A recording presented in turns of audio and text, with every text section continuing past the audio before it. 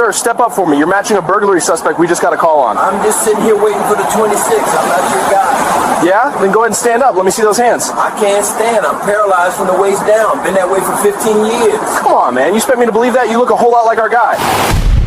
Before we dive into this story, I want you to imagine something. You're sitting in a wheelchair waiting for a bus.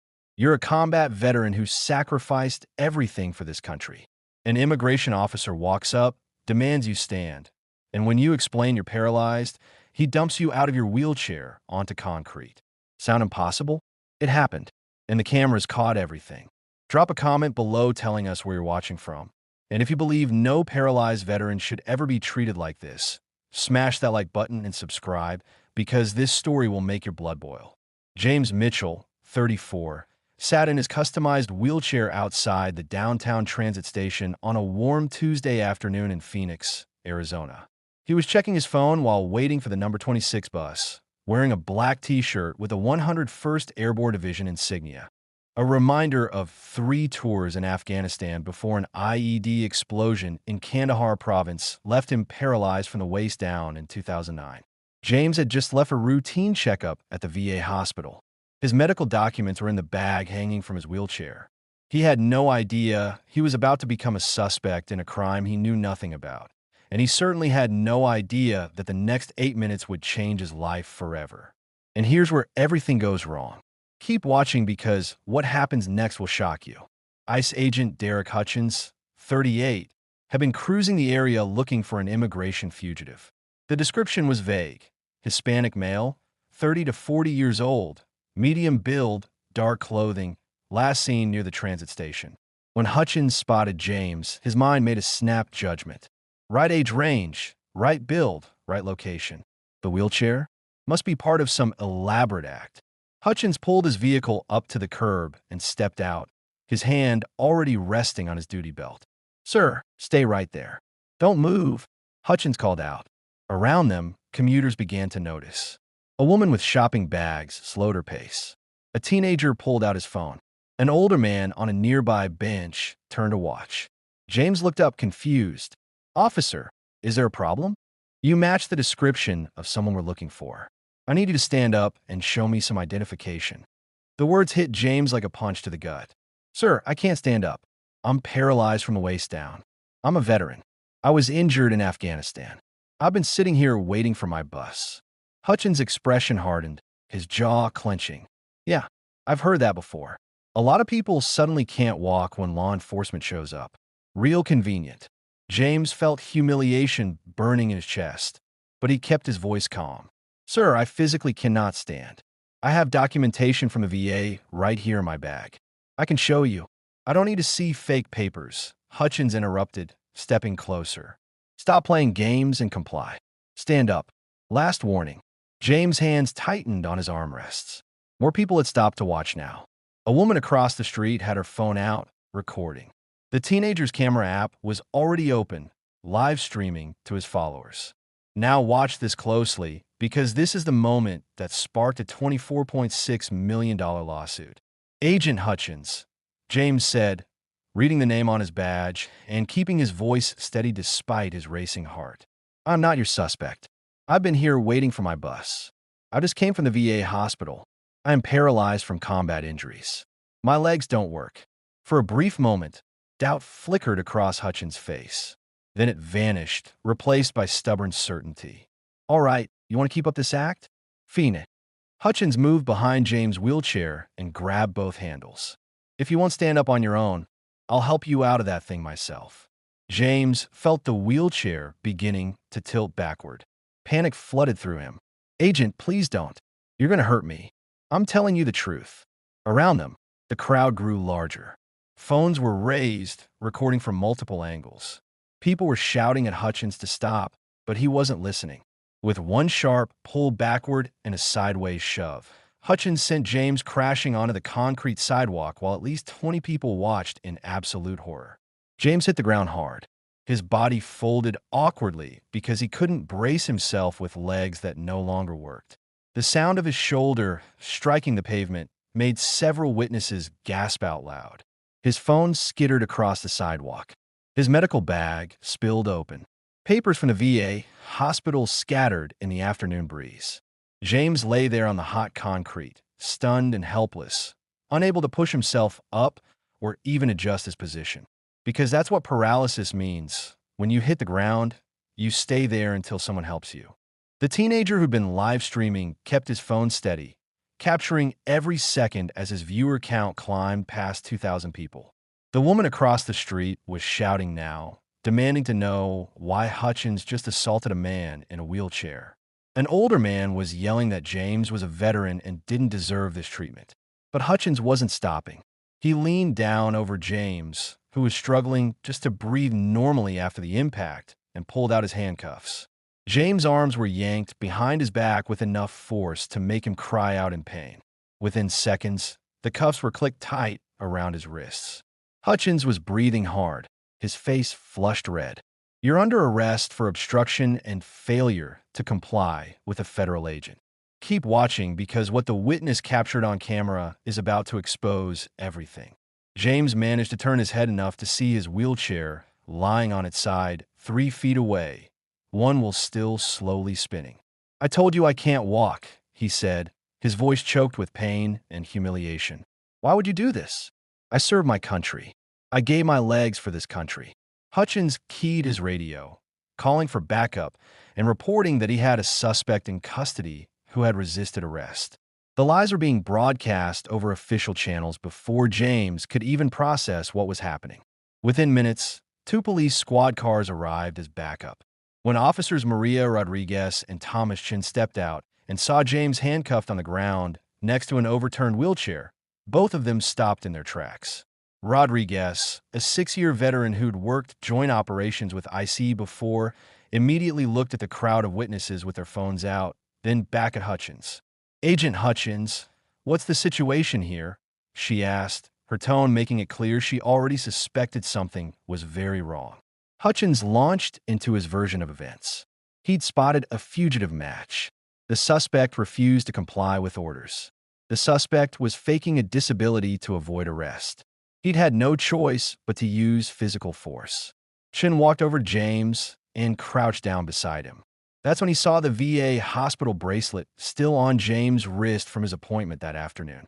He saw the medical documents scattered on the sidewalk, including letters from the Department of Veterans Affairs with official letterhead clearly visible. He saw the 101st Airborne insignia on James' shirt and the way James' legs were positioned at angles that no person with working muscles would find comfortable. "Sir, can you move your legs?" Chun asked gently, already knowing the answer. James' voice was strained with pain. "No, officer. I can't. I've been trying to tell Agent Hutchins that I'm paralyzed. I was injured in Afghanistan in 2009.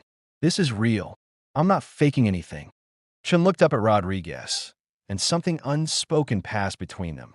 This wasn't just wrong. This was a disaster. Rodriguez picked up one of the scattered documents and read it quickly. It was a VA disability rating form showing James Mitchell as 100% service-connected disabled due to combat-related spinal cord injury, permanent and total.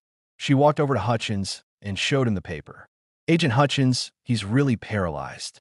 This is official VA documentation. He's not your suspect." But Hutchins had already committed himself too far down this path to turn back. Those could be forged. People fake documents all the time. He matched the description. He was in the right location, and he refused a lawful order. A voice cut through the tension. "I'm attorney Rachel Santos with the Arizona Civil Liberties Union. I watched this entire encounter from the beginning." This man told Agent Hutchins repeatedly that he was paralyzed and could not stand. Agent Hutchins chose not to believe him and assaulted him anyway. "I've given my contact information to multiple witnesses here, and we will all be providing statements." The crowd had grown to more than 40 people now. Some were commuters who'd been passing by. Others had come out of nearby shops when they heard the commotion. Several people were shouting at the agents and officers, demanding they help James off the ground. One elderly veteran was crying, saying this was a disgrace to everything James had sacrificed for. The teenager's live stream had been shared thousands of times, with comments flooding and expressing outrage and disbelief. Rodriguez and Chun made the decision to uncuff James against Hutchins' protests. They carefully helped him off the ground and lifted him back into his wheelchair after setting it upright. James' shoulder throbbed where he'd hit the pavement. His wrists had deep red marks from the handcuffs. His hands were scraped and bleeding from trying to break his fall. Rodriguez retrieved his scattered belongings while Chun called for an ambulance to check James for injuries. Hutchins stood off to the side, his jaw clenched, insisting he'd done everything by the book. But the damage was already done. Now here's where the story explodes. Keep watching because what happened next changed everything. The video of James Mitchell being dumped from his wheelchair hit social media within an hour. It went viral within 2 hours. By that evening, every major news network was covering the story. By the next morning, it had been viewed over 15 million times across all platforms. The outrage was immediate and overwhelming. Veterans groups demanded accountability. Disability rights organizations called for federal investigations. Civil rights activists organized protests outside the Phoenix ICE field office. ICE released a statement saying they were reviewing the incident. But attorney Rachel Santos wasn't waiting for internal reviews.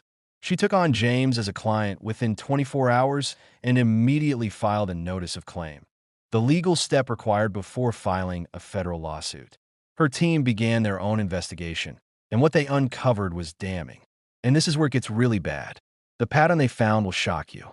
Santos's investigators discovered that Derek Hutchins had a history that should have disqualified him from law enforcement years ago. Over his 12-year career with ICE, Hutchins had accumulated 23 complaints. 20 of those complaints came from people of color. 18 involved accusations of excessive force, racial profiling, or abusive conduct. But here's the kicker.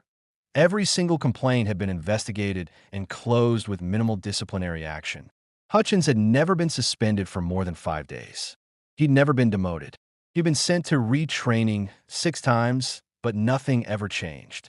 Santos pulled Hutchins' arrest records using Freedom of Information Act requests. Out of 312 arrests over 5 years, 287 involved people of color. Despite the Phoenix area being only 42% non-white, according to census data. 23 of those arrests were later dismissed by prosecutors due to lack of evidence or procedural problems. 8 resulted in formal complaints to the Inspector General's office about Hutchins' conduct. The pattern was undeniable. Derek Hutchins was a problem agent who'd been enabled by a system that refused to hold him accountable. Santos also found something else. 3 other disabled individuals who'd had encounters with Hutchins but never filed formal complaints because they didn't think anyone would believe them. One was a deaf woman who said Hutchins had arrested her for refusing to comply when she couldn't hear his commands. Another was a man with cerebral palsy who said Hutchins accused him of being drunk in public because of his speech impediment and unsteady gait. The evidence was overwhelming. This is the part that bankrupted him. Watch this closely. 6 months after the incident, attorney Rachel Santos filed a federal lawsuit on behalf of James Mitchell against ICE Agent Derek Hutchins personally and against the Department of Homeland Security. The charges were extensive and devastating. Excessive force in violation of the Fourth Amendment, battery and assault, false arrest, and false imprisonment, violation of the Americans with Disabilities Act, intentional infliction of emotional distress, deliberate indifference to serious medical needs. The lawsuit demanded $24.6 million in damages, $18.6 million from the Department of Homeland Security for systemic failures, inadequate training, and failure to discipline a problem agent, and $6 million from Hutchins personally for his intentional misconduct. Because Hutchins was named as an individual defendant for actions that were clearly outside the scope of reasonable law enforcement, his personal assets were now at risk. Federal agents have qualified immunity for actions taken in good faith, but that protection evaporates when conduct is so egregious that no reasonable agent would believe it was legal. The lawsuit included every second of video from multiple angles, statements from over 20 eyewitnesses, James' complete medical record from the VA documenting 15 years of paralysis, expert testimony from use of force specialists, and a damning analysis of Hutchins' complaint history. Santos held a press conference that was covered by every major news outlet. James Mitchell served his country honorably and sacrificed his ability to walk in defense of our freedom. When he told Agent Hutchins he was paralyzed, he was telling the truth. When Agent Hutchins dumped him onto concrete anyway, he committed assault. When the system failed to stop Agent Hutchins despite 23 prior complaints, it became complicit. This lawsuit is about accountability. The Department of Homeland Security tried to defend the case for 8 months. Their attorneys argued that Hutchins had been following protocol, that he had reason to suspect James was lying, that the use of force was reasonable under the circumstances. But when Santos' team presented the video evidence in deposition after deposition, when they showed the pattern of complaints, when they put James on the stand to describe the humiliation and pain of being dumped from his wheelchair while a crowd watched, the government's case fell apart. The settlement came 14 months after the incident.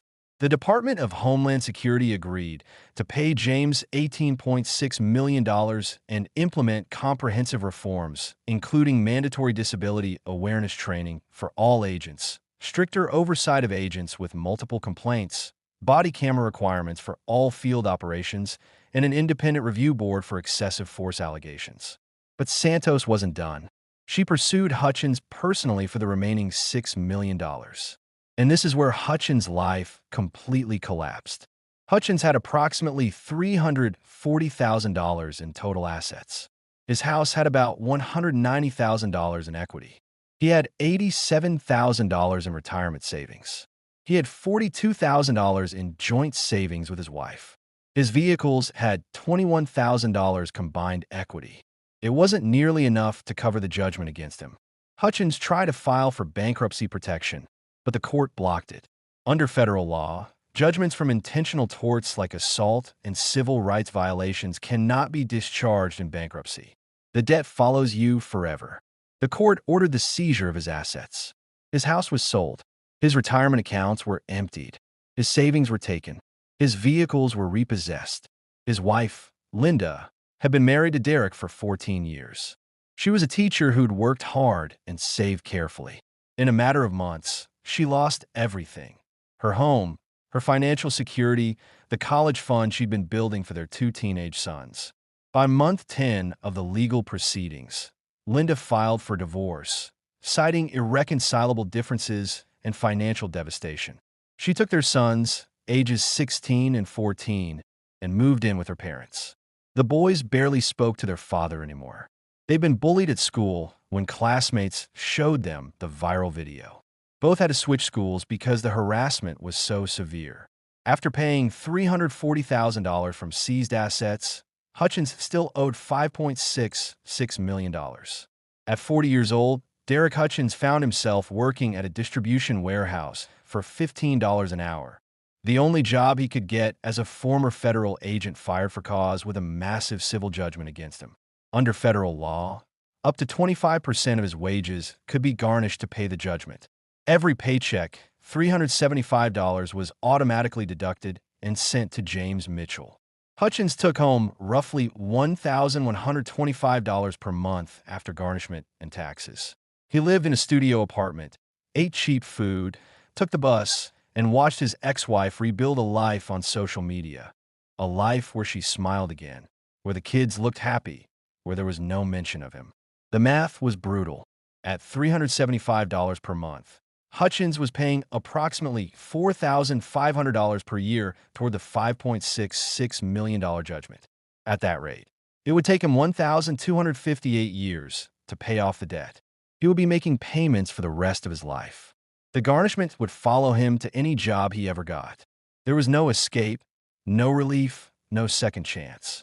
Meanwhile, James Mitchell used part of his settlement to start a nonprofit organization advocating for disabled veterans' rights and police accountability. He traveled to law enforcement agencies across the country, showing the video as a training example of implicit bias and the importance of believing people with disabilities. He testified before Congress on disability rights legislation. He appeared on national news programs, always calm, always focused on change rather than revenge. When reporters asked him if he felt vindicated by the lawsuit victory, James gave the same answer every time: "I didn't want vindication. I wanted to wait for my bus without being treated like a criminal. I wanted to be believed when I told the truth about my disability. I wanted the uniform I wore and the sacrifice I made to mean something. But if my experience can change how agents think before they act, if it can save someone else from being dumped out of their wheelchair, if it can make one officer pause and actually listen, then maybe something good came from something terrible. The video remained online, a permanent record accessible to anyone who wanted to see it. It had been viewed over 47 million times across all platforms. It was shown in federal law enforcement academies as an example of what not to do. It was analyzed in law schools as a case study in civil rights litigation. It was discussed in disability rights courses as evidence of ableism in law enforcement. And Derek Hutchins spent the rest of his life paying for those 8 minutes, one garnished paycheck at a time, in a warehouse far from the badge and authority he once abused. The lesson was brutal and simple. The camera sees everything. The law protects everyone, even those our systems often fail. And consequences, when they finally come, can take absolutely everything you have. This case became a landmark example of how one incident captured on video by everyday citizens with phones could expose years of institutional failure and force accountability that had been avoided for far too long. James Mitchell was a decorated combat veteran who'd served his country and asked for nothing except to be believed when he told the truth about his disability. Sometimes justice takes one viral moment to finally arrive. If this story opened your eyes to how important accountability is in policing, hit that like button and share this with someone who needs to hear it. What other cases of police misconduct should we cover next? Let us know in the comments below.